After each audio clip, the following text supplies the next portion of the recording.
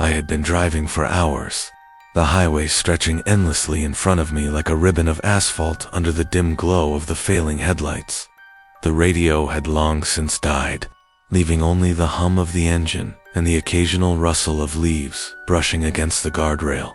Somewhere behind me, a storm was brewing, though the sky was deceptively clear. That's when I saw a flicker of a sign on the side of the road, barely legible in the darkness. Exit 49 to 3 miles. Something about it made my stomach twist, though I couldn't tell if it was hunger, fatigue, or instinct.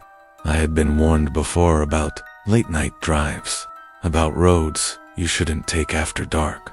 But warnings have a way of slipping through the cracks when you're tired and alone. As I neared the exit, I noticed the highway seemed emptier than before, almost unnaturally so.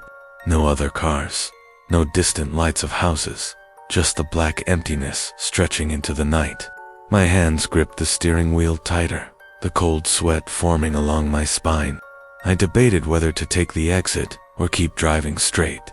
But curiosity, or maybe something darker, tugged at me, whispering that this detour would be worth it. The ramp curved sharply into an unlit road lined with skeletal trees. Their branches clawed at the sky like desperate fingers. I slowed, my tires crunching on gravel that hadn't been laid in decades. That's when I saw them signs, not road signs, but tall, rusted, leaning boards covered in what looked like scratches at first. Then letters forming. Don't look. My eyes darted across them, the warning sinking in with a weight I couldn't explain. My fingers trembled on the wheel, but some invisible force nudged me forward, deeper into the shadows of the exit. Minutes passed, or maybe hours. Time lost all meaning, and the road narrowed until it became a tunnel of black trees. The air changed, thickening around me, making it hard to breathe. Then I noticed movement in my rearview mirror. Nothing human, that was certain. Shadows shifted and flickered, always just at the edge of my vision. I tried to blink it away, told myself it was exhaustion, the storm, my imagination. But the shadows kept pace with me, silent and relentless. Every time I glanced in the mirror, they seemed closer, more distinct, though I never saw a face, only dark shapes that slithered and writhed. My pulse spiked when a single street lamp flickered to life ahead, illuminating an abandoned gas station with peeling paint and shattered windows. The letters above the pumps spelled Exit 49, though the style was old, faded, as if it had been untouched for decades. I pulled in, desperate for any kind of human contact, but the station was empty. The pumps hadn't seen gas in years. The faint smell of rot and oil filled the air. That's when I heard a whispering voice, low and garbled, echoing from inside the station. I froze. Don't look, it said, elongated and twisting as though the air itself was speaking. My heart hammering. I tried to tell myself it was the wind, but the whisper repeated, clearer this time. Don't look at exit 49. Panic surged. I fumbled for my phone, the screen flickering weakly in the dark. No signal. Every attempt to call for help failed. The shadows outside moved closer, like smoke pouring from a broken chimney. I wanted to leave, to slam the car into reverse and vanish onto the highway, but the exit had changed. The road behind me didn't exist. The highway had swallowed it. It was as if the world beyond that exit had been erased. The shadows weren't just outside anymore, they were inside the car, pressing against the glass, pressing against me. Then I saw her, a figure at the edge of the street lamp's glow, barely a girl, maybe 12 or 13. Her eyes were too dark, hollowed out like voids, and her smile stretched too wide. She raised a finger slowly, pointing behind me. I dared a glance into the rearview mirror, and my blood froze. There was nothing but blackness, but I felt it. Something massive, something alive, something that shouldn't exist, growing larger in the darkness. My instincts screamed to run, but my body refused to respond. The girl stepped closer, her lips moving silently, and yet I heard the words, "Don't look. Not now. Not ever." The air thickened further, and I realized I couldn't move my feet. It was as if the asphalt itself had melded to the soles of my shoes. The shadows reached toward me through the windows, creeping up the doors, curling around the tires. Every fiber of my being shouted to escape, yet my mind was blank, paralyzed by the dread of looking directly at the road behind me. Then I heard it, a slow, deliberate tapping from the back seat. I wasn't alone. I hadn't been alone since I took the exit. The tapping grew louder, faster, synchronized with my heartbeat. I couldn't look. I couldn't move. I couldn't scream. The whisper returned, now all around me. "Don't look." And then a laughter, a wet, choking sound that filled the car, echoing through my skull, shaking the air, shaking my sanity. My hands shot to my eyes, covering them, and I forced my mind to obey the command. I don't know how long I stayed like that. Minutes, hours. When I dared to open my eyes, the car was empty, the shadows gone. The girl vanished.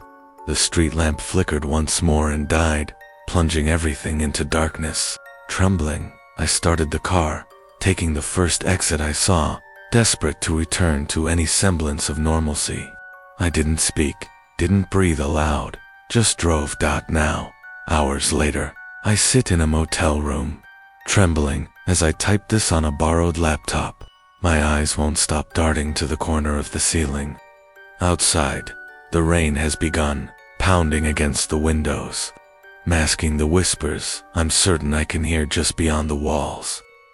Exit 49 doesn't appear on any GPS. It doesn't appear on any map, but I know it exists. I saw it, and I know if I ever see it again, I might not survive the sight. If you want to know what happened next, subscribe, because what I'm about to reveal will change the way you see every road sign from now on. Every road sign from now on. The motel room felt like a cage. Even with the lights on, shadows clung to the corners, refusing to let go. I tried to sleep, tried to convince myself that exit 49 was just a trick of the mind, a hallucination brought on by exhaustion and hours of solitary driving, but every time my eyelids drooped, the whispers returned.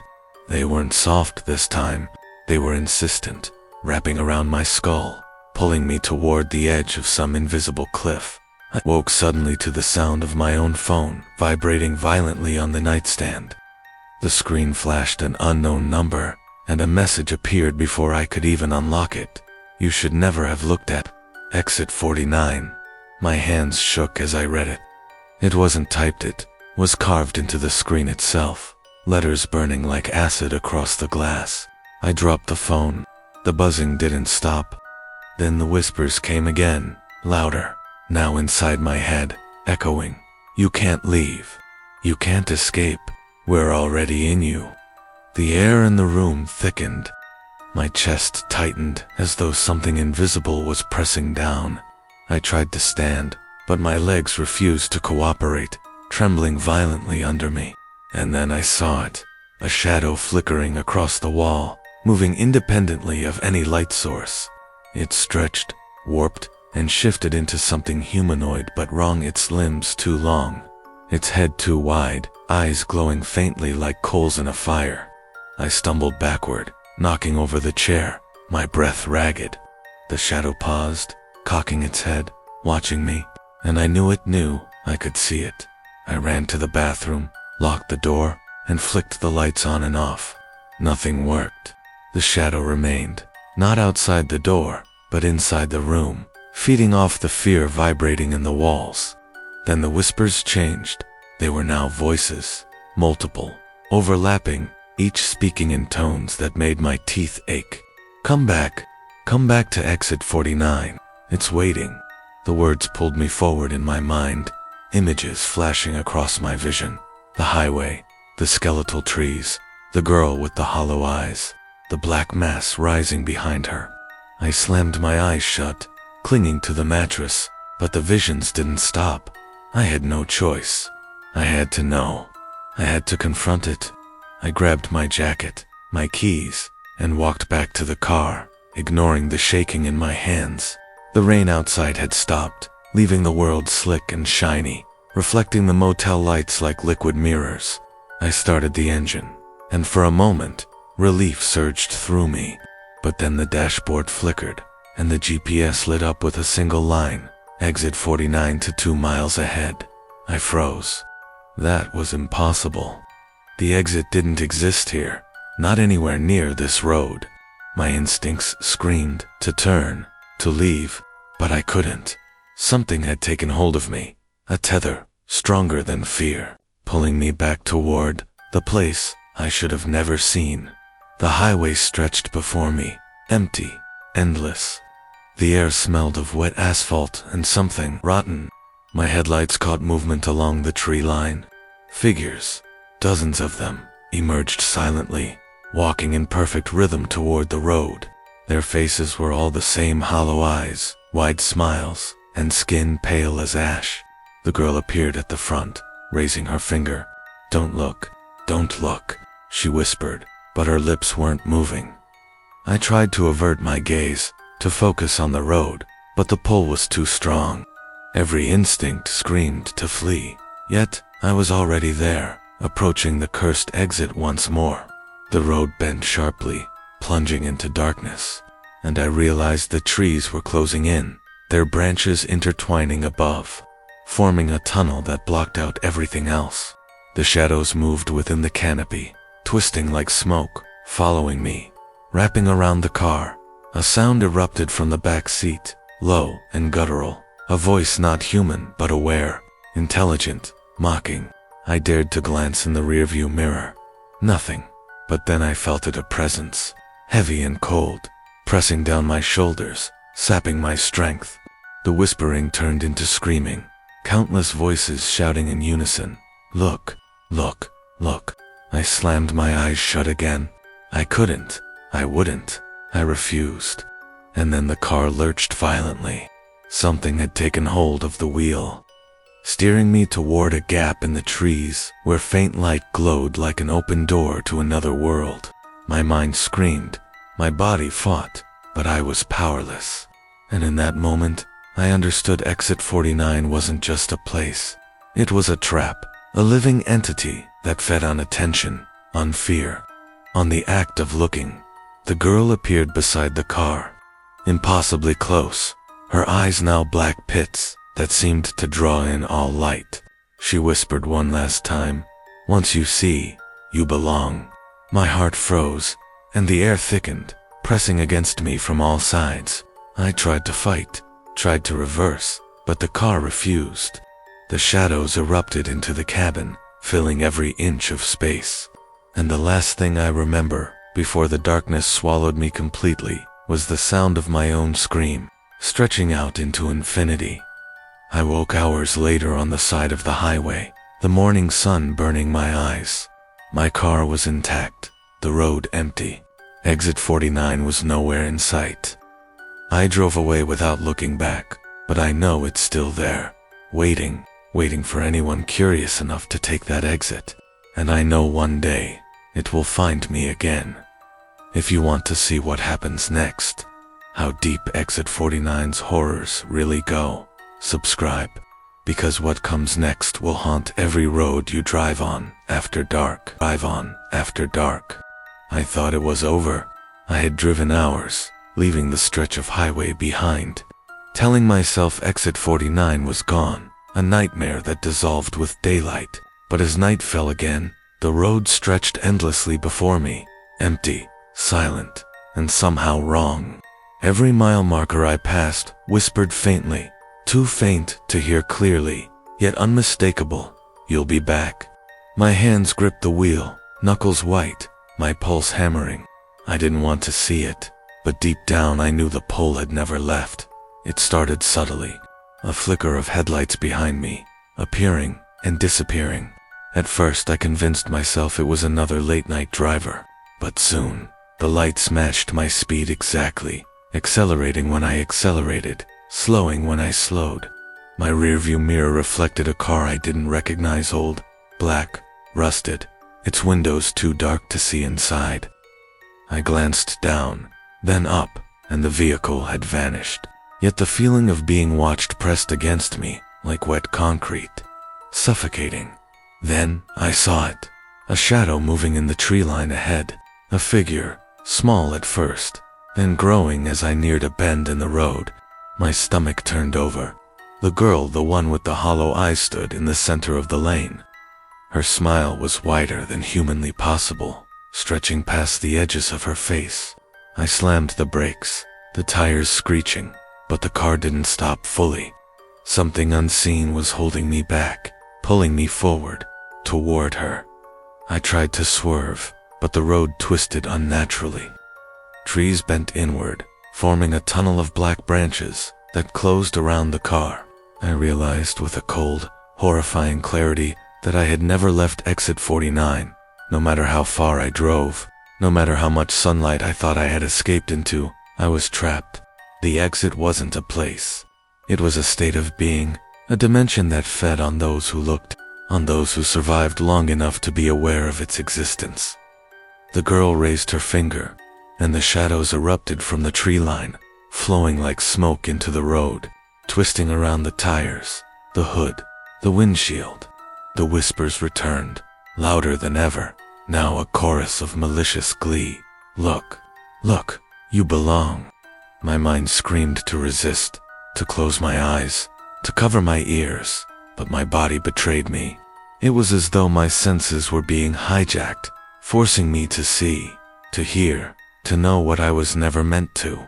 I tried to start the engine, push the gas, anything, but it was futile. The car was frozen in place, suspended between worlds, the night stretching infinitely around me. I looked at the girl again. Her eyes weren't hollow anymore. They were deep pools, reflecting every fear I'd ever had, every memory of terror, every instinct screaming that this place was eternal. She smiled and whispered in a voice that wasn't hers.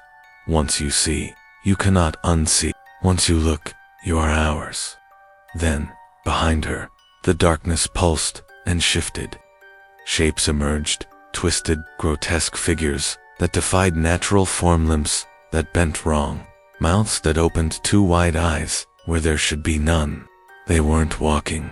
They glided, floating, and yet their movement was synchronized, methodical, like a predator circling prey.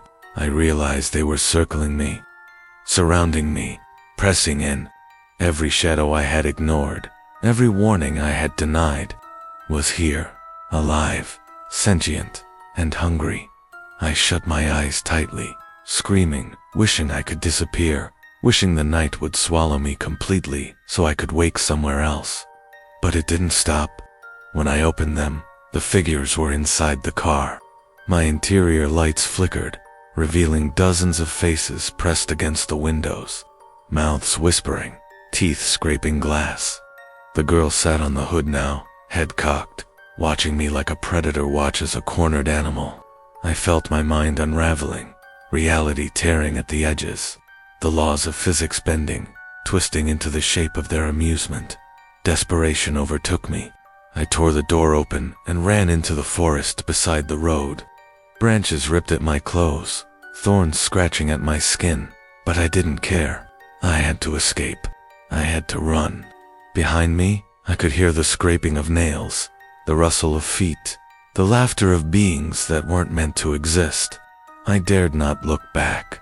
I remembered the first warning, "Don't look," and forced my eyes forward, though my peripheral vision quivered with unnatural movement. Hours passed. Days, maybe. Time no longer followed logic. When I stumbled into a clearing, I saw a dim highway in the distance. My legs carried me toward it, raw and bleeding. But when I reached the edge, I realized the asphalt wasn't real. It shimmered, a mirage of normalcy.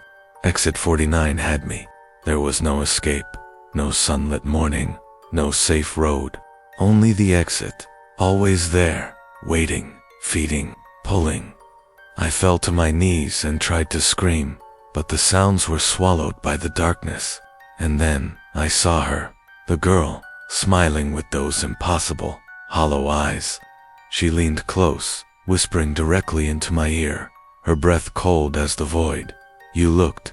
You belong. There is no leaving. You are part of us now. The shadows surged, engulfing me completely, and the last thing I felt was the absence of light, the absence of sound, the absence of self. I am no longer the person who took that exit. My reflection in mirrors is fragmented. I hear whispers in every shadow, behind every tree, in every passing car. I know that somewhere, someone will see exit 49, will take the detour, and I will be there, in the dark, waiting, as I wait for them. There is no end. There is only exit 49. If you want to survive or at least understand what lurks behind the roads, you drive after dark. Subscribe, because once you know, there is no forgetting, and once you see, you can never escape. You can never escape.